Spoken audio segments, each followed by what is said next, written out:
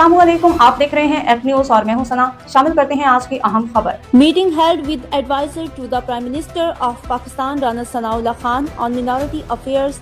Provincial Minister for Minority Affairs Sardar Ramesh Singh Arora commended for outstanding performance. A meeting was held today with the advisor to the Prime Minister of Pakistan and Provincial President of the Pakistan Muslim League N, Rana Sanaullah Khan, to discuss key matters related to minority affairs.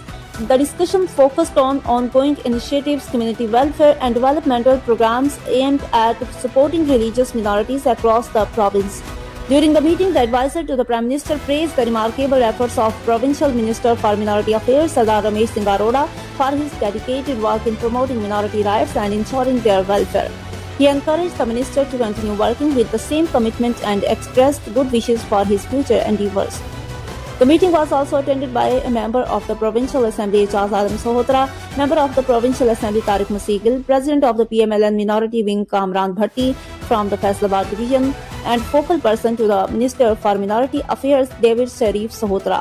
All participants reaffirmed their commitment to ensuring the constitutional rights, protection and inclusion of minorities, emphasizing continued joint efforts for their empowerment and well-being.